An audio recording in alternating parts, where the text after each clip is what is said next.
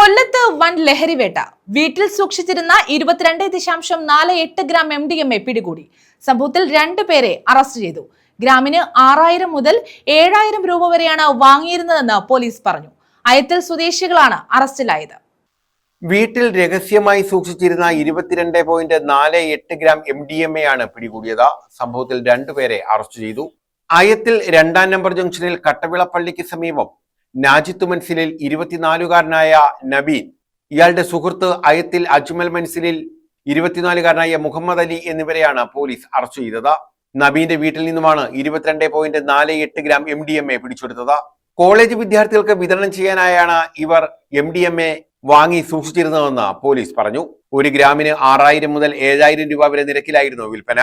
Brown, വെള്ള നിറങ്ങളിലുള്ള MDMA ആണ് കണ്ടെടുത്തത്. ഇതിൽ ബ്രൗൺ കളർ MDMAക്കാണ് വില കൂടുതലെന്നും പോലീസ് വ്യക്തമാക്കി. ഇത് തൂക്കി നൽകാനുള്ള ഡിജിറ്റൽ ത്രാസ് ഉൾപ്പെടെ ഇവരിൽ നിന്നും പിടിച്ചെടുത്തിട്ടുണ്ട്.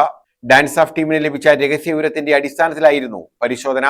വീടിനുള്ളിൽ നബീന്റെ മുറിയിൽ രഹസ്യമായി സൂക്ഷിച്ചിരിക്കുകയായിരുന്നു MDMA. ഇവർ വീട്ടിലുണ്ടെന്ന് ഉറപ്പുവരുത്തിയ ശേഷമാണ് ഡാൻസ് ഓഫ് സംഘം വീട് വളഞ്ഞ് പരിശോധന നടത്തിയത്. ആദ്യമായാണ് ഇവർ പിടിയിലായത്.